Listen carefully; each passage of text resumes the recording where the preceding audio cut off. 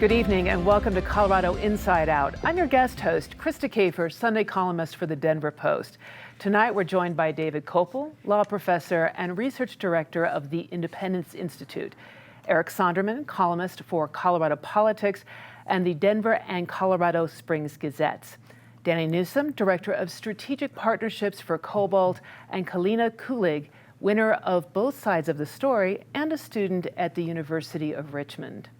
The Colorado legislature convenes next Tuesday. They're likely to take up new gun control measures, such as a ban on modern sporting rifles, such as the AR-15, a waiting period for purchases, and an increase to the minimum age for firearm purchases. If passed, will these measures pass constitutional muster? Dave.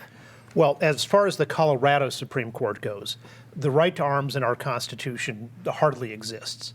And that's the same nullificatory approach the Colorado Supreme Court has long used for the portions in our original 1876 Constitution that prohibit corporate welfare and for the Taxpayers' Bill of Rights.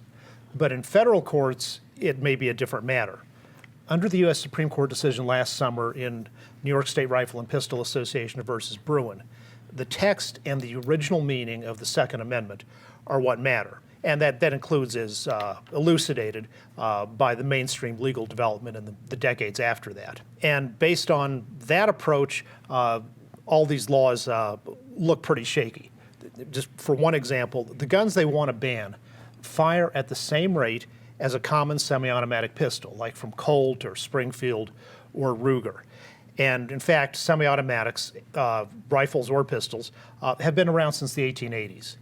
However, in the Colorado legislature, there's often a saying, the Constitution doesn't count on second reading. Eric, ever since the Club Q shooting, folks have been talking about broadening red flag laws. Are there other things that the legislature could do that could impact the issue of gun violence? Well, I think there are, and I think you listed some of them in your question to David. I'm not going to argue constitutional law with David, particularly when it comes to the Second Amendment and firearms issues. He's actually argued cases in front of the U.S. Supreme Court. I haven't. I guess my view is let's test the limits. Let's test where the court is going to come down. On a lot of legislative issues, I'm going to encourage the Colorado legislature this coming session, even though the Democrats have all the power and huge majorities, to occasionally pump the brake pedal. Here, I'm fine if they ride the gas pedal a little bit and if they push some of these measures through. If they go too far, the court will slap them down. But I'm not opposed to some bold steps and a bold action. There is no panacea. You're not going to eliminate gun violence through any single or multiple pieces of legislation. But you can improve it at the margins. And I just am of the mind, even though I accept the Second Amendment as a part of the Constitution, that in many ways that is being applied and interpreted these days is at such disparity with what the founders 250 years ago, or the better part of that, could have ever imagined or envisioned or intended. So let's test the limits. Dani, how do we protect the rights of law-abiding citizens while also deterring those who would seek to hurt others? Boy, Krista, that's an odd question to ask me, since I am with Eric, pedal to the metal, because what is happening in Colorado, what is happening across the country, but what is happening in Colorado with the Club Q shooting, the King Super shooting, and too many other massacres to the Aurora Theater, and of course Columbine. Absolutely, this is a matter of morality, it's a matter of common sense. And so if the legislature can make changes to the red flag law, or because there are jurisdictions in Colorado where you have authorities who refuse to enforce the red flag law. If they can make changes to the red flag law, I don't even oppose a ban on assault guns. I'm not for raising the age. I don't think anybody needs to have access to a weapon of war, period.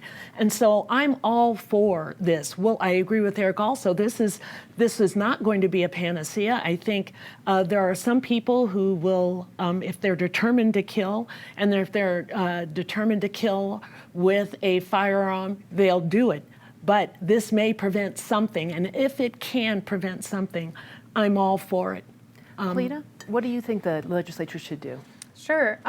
There's a couple proposals on the table right now that I think actually have a lot of promising potential. The most so being implying a waiting period before a weapon like this could be purchased. And I think that's a really good idea. Actually, studies have shown us that when a similar policy has passed in another state, requiring somebody to wait a few days before they can purchase a weapon, it's actually reduced suicide and homicide by 7 to 11%. And I think that's a really great benefit here. Another proposal that's on the table that I think is really worth considering is regulating ghost guns.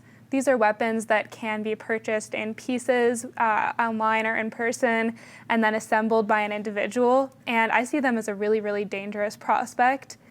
And so implementing more regulation there, I think, is also really important. Now, whether or not a ban on assault weapons is possible or whether it will pass a constitutional test is really difficult to say. And so I would urge the legislature to focus more on the proposals like the waiting period and the cracking down on ghost guns.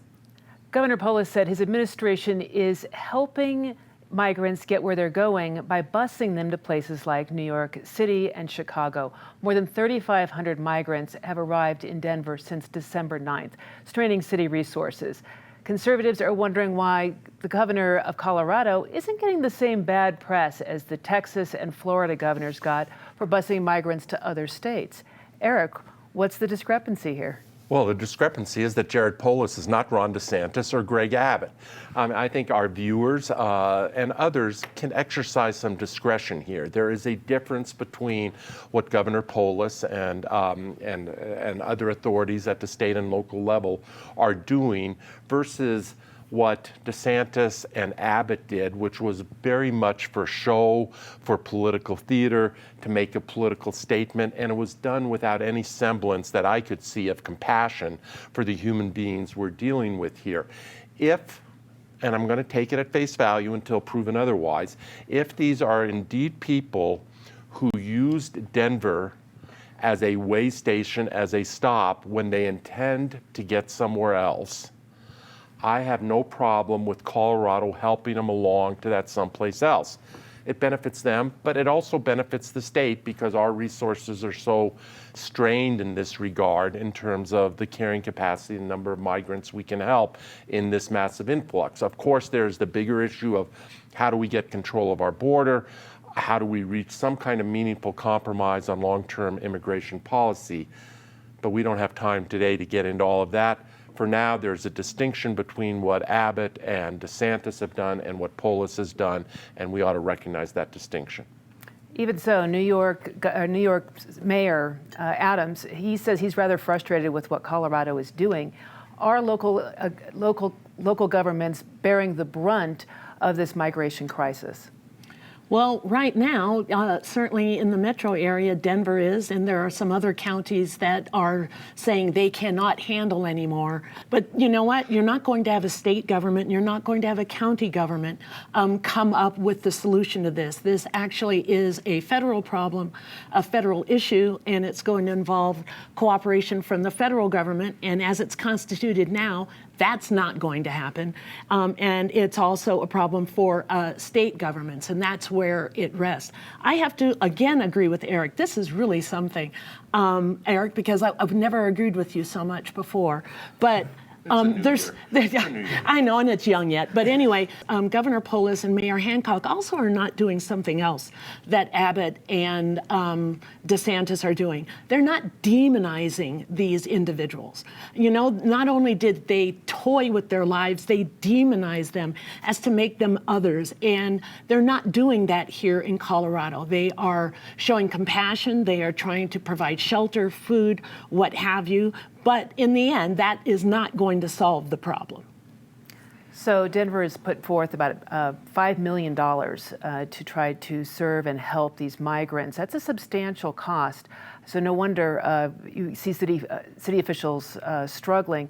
Kalina, is there a solution to this?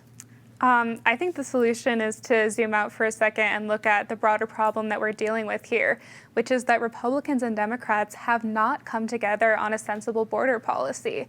The measures that we have in place right now are shaky at best and often based on a COVID state of emergency which could expire, and the justification for that going forward is just limited, really. And so one thing I'd like to see from this new Congress is some steps forward in the right direction. I think the real problem here is that the burden of supporting these asylum seekers is not distributed how it could be. It falls really heavily on some local governments and not on others. And so I think a better, more sensible policy could help distribute that burden. And I'd also like to second the distinction that Eric made between what Polis is doing and what we're seeing Abbott and DeSantis doing. I think the real difference here is coercion. If we are helping migrants who say maybe have family in New York or Chicago and want to be there, I don't see an issue with that. But if we're in any way coercing them, I think that's absolutely unacceptable. Dave, your thoughts?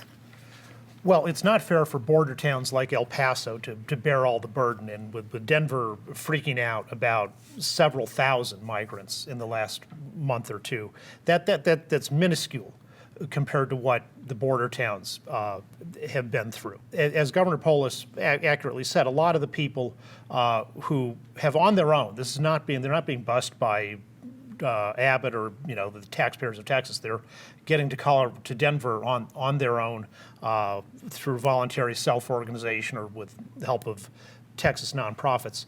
A lot of these people, 70% about, may know somebody who could take them in, let them sleep in their basement, or they may know somebody who could help them get on their feet, but not necessarily in Denver. So that's why about 70% of the people coming into Denver have been accepting transportation to somewhere else, which has been California or New York or Chicago. Now it's not a Lyft service. If you know somebody in Minneapolis, the state of Colorado is going to send you to or give you a free bus ride to Chicago, and then after that say, okay, city of Chicago, that's your responsibility if you want to run a bus up to Minneapolis. So you can understand why New York and Chicago are complaining, because they're also bearing a hugely disproportionate burden.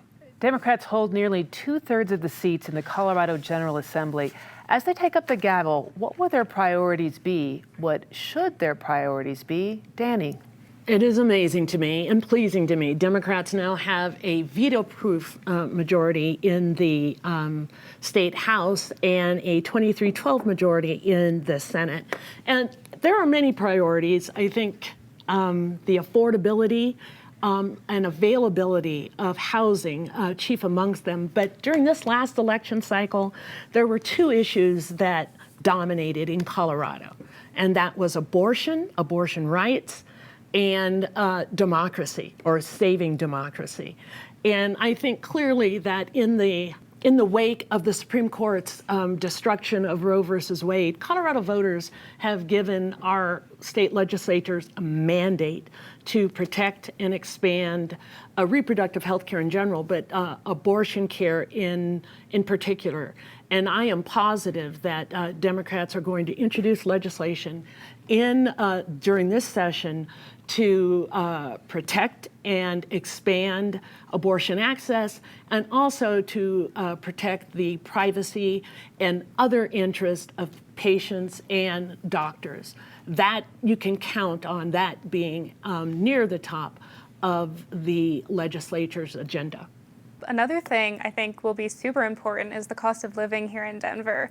We're now the most expensive non-coastal city in the U.S., and I think that we're likely to see prices and housing in specific keep going up, and so that's going to be a priority for the legislature for sure.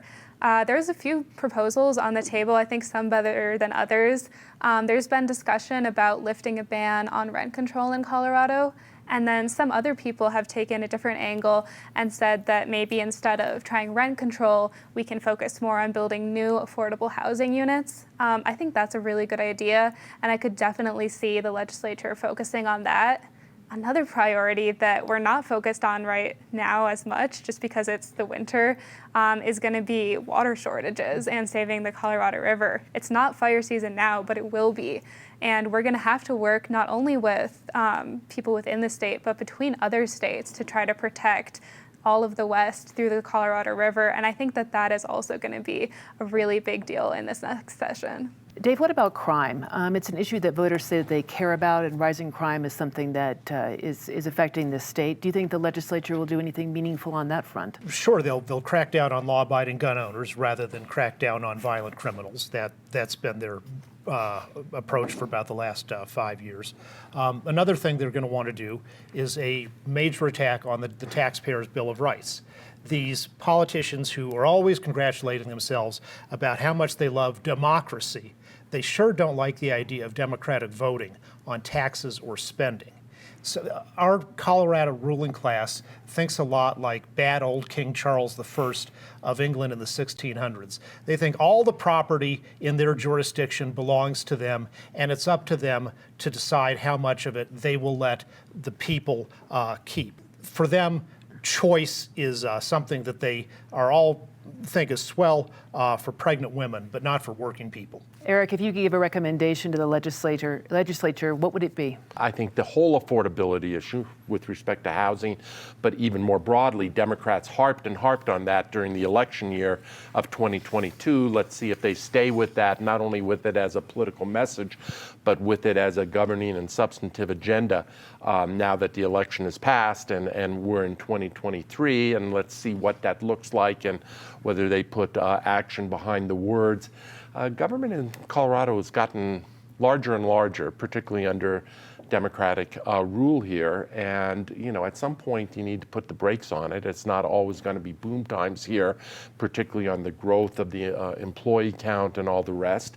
And then there is that hidden issue that no one wants to talk about because it makes eyes glaze over, but it is the burden of Colorado PARA, the Public Employees Retirement Association, that is further underwater today because of a down stock market last year. It's further underwater today than it was 12 months ago.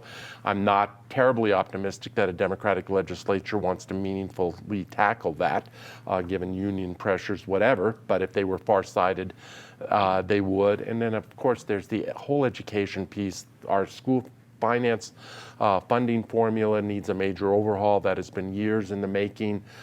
It's tough stuff, but maybe this legislature will rise to the occasion. U.S. Congressman Kevin McCarthy had a tough week trying to secure enough votes to become the next Speaker of the House. A group of 20 representatives, including Colorado's own Congresswoman Lauren Boebert, demanded concessions. When they failed to get what they wanted, the group voted for other GOP members. Meanwhile, Democrats united behind New York Congressman Hakeem Jeffries. Is the GOP drama accomplishing anything? Kalina. Well, I think whether or not it's accomplished anything honestly remains to be seen. I can understand right now why people are very dissatisfied with McCarthy after the dismal showing in the midterms. And I think that this is really a test for his leadership, but also for the Republican agenda going forward. I think if we see that the small number of House Republicans are able to draw these concessions out of McCarthy, I think that'll show them that they can hold the agenda hostage in order to get future concessions. And I think that split and just the fact that their majority is so narrow, I think will really limit what the Republicans are able to achieve in the House. And I also think it's making Democrats look a little bit harder at Boebert. She barely won her seat. And I think that another primary challenge could be successful, especially if it proves that these antics aren't really popular with voters. The final thing that I just wanted to spotlight is that many of these demands being made by the Freedom Caucus, those who aren't voting for McCarthy, are undesirable, but there's actually some good stuff in there, namely congressional term limits. So I don't want it all to just be glossed over as just drama. So the Freedom Caucus, I think, is right to point that we have a serious debt problem in this country, $31 trillion of debt, and some of their concessions have something to do with eliminating some of that debt. Do you think they're going to succeed in doing anything at all? Well, they've already succeeded in getting some concessions out of McCarthy, such as making the system a little bit more open. Over American history, there have been 14 U.S. House Speaker elections that went to multiple ballots. 13 of those happened before the Civil War. The last one happened in 1923, and that took 9 ballots. And in the most recent ones before that, it took 44 ballots, 113 ballots, and 63 ballots. Over the last decade, the power in the House has been far too centralized in the office of the Speaker, and that worsened a bad trend that was already going on. the previous decade before. So I am hopeful that this current contest will result in some samizdat and a little bit more openness in the House, more like in the 70s or 80s. And on the Democratic side, you've got those people who keep on voting for Hakeem Jeffries. That's nothing to be proud about. You know, St. Peter denied Jesus Christ 3 times, but it all happened in basically one session on the morning of Good Friday. Hakeem Jeffries has denied elections 12 times in his career. And if you care about democracy and election integrity, and then you vote for Hakeem Jeffries, it's hard to take you seriously. Eric, do you think anything good will come out of this most recent drama? Well, who knows how it ultimately ends? The only word I can come up with it is spectacle. In terms of good things coming out of it, C-SPAN viewership has been way up over the last couple days, so I guess that is something good. I think it really points whoever takes the chair as Speaker, whether it's Kevin McCarthy or some other compromise candidate, ultimately, this is an ungovernable caucus at the moment. It's a function of how badly, as Kalina pointed out, how badly the Republicans performed in the last election. If they had a big majority like they expected, the Boberts and others of the world wouldn't have that much impact. This is a function of that they have a 4-vote majority. They can only lose 4 votes. If they can't agree on the speakership, how are they ever going to come to an agreement on the substantive stuff that awaits them? Whoever becomes the next speaker, I predict, will have a tenure in that job that makes Liz Truss, the former Prime Minister of Britain, look like a long-termer.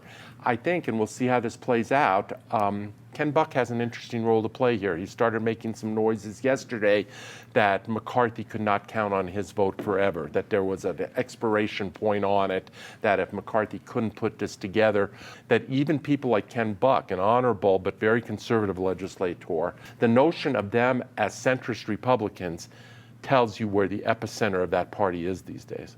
Dani, one person that was in the 20, of course, was Lauren Boebert, and she had promised, it seemed, to change the way she does business, given her very close vote. Does this help her or hurt her this last week's spectacle? Well, it's frankly not even helping her on Fox. Sean Hannity gave her a grilling. I wasn't watching Fox, I watched it on another channel, but gave her a grilling. And so no, I have no reason to think she has learned any lesson, and I'm sure Adam Frisch is just rubbing his hands together and waiting for the next try. I have to respond to something that David said. Congressman Hakeem Jeffries has never stormed the Capitol. I really don't know what you're talking about regarding him denying elections. He said a dozen times that Trump didn't win in 2016. That's fine, but did he ever did he storm the Capitol? Did he ever encourage anyone to storm the Capitol and try to disrupt an orderly transfer of power? Never. Absolutely never. So one thing to question 2016, it's quite another to encourage an insurrection. Furthermore, regarding the narrow majority that the Republicans will have once the House of Representatives are sworn in and seated. Former Speaker Nancy Pelosi dealt with that same small majority, a 4-person majority, and look what she was able to accomplish. There's a difference, and the difference is there are some people who believe in government and believe that government can be helpful and believe in process, and there are others who just want to blow it up. And that's what we're faced with. And now it's time for our favorite part of the show, which is Disgrace of the Week, and an opportunity to say something nice. Your disgrace, Dave. Well, if you're complaining about the new 10-cent per plastic bag and 10-cent per paper bag that's now gone into effect statewide, you ought to stop complaining, because this year is the good old days. Next year, plastic bags are going to be banned entirely. Which will make people use cloth grocery bags, which are usually filled with huge amounts of germs. And cloth bags also have a much worse environmental impact over their life cycle when you take into account factors like the amount of water that's needed for cotton cultivation. But we are ruled in Colorado by anti-science fundamentalists who think plastic is immoral and they want to impose their morality on everyone else. Eric, your disgrace. Colorado Department of Transportation, CDOT. We were on I-70 through Clear Creek Canyon on the day after Christmas. They had these 2 brand shiny new express lanes, both closed. traffic is completely jammed up. The express lanes that we have all paid for are closed. Then when they were called out about it on Twitter, they ducked and covered and said that they're only allowed to have those express lanes open on holidays and weekends. First of all, that's nonsense because they're many times open during the middle of the week when they're not needed. And secondly, it was a holiday. So at least let's tell it straight, CDOT, and let's use a little better judgment on when to open the additional capacity. Dani, your thoughts? Krista, my disgrace are the lunatic COVID anti-vaxxers who circled Buffalo Bill's Damar Hamlin like demented vultures with their lies, with their conspiracy theories that a COVID vaccine may have definitely caused him to collapse on the field against the Cincinnati Bengals. That was just absolutely despicable. Thank goodness Damar Hamlin seems to be responding and is recovering, but there's no bottom for some people. Kalina, your disgrace of the week. My disgrace is a recent study out of Stanford that shows that over a lifetime of earnings, due to COVID learning loss, individuals are going to lose out on about $70K. I think that's really significant. But the real disgrace, I think, is that we're not looking at why kids were kept out of schools for so long, especially in Denver. And I think that there needs to be some more accountability there. Now let's say something nice. Dave. Last Tuesday, the two most famous teenagers in the world both turned 20. They were born on January 3rd, 2003. And right now, they don't like each other very much. But they really have a lot in common. There are millions of people who say that one or the other is a hero, and there are also many millions others who say that one or both are nuttier than a fruitcake. But both of them always stand up for their convictions in the face of adversity.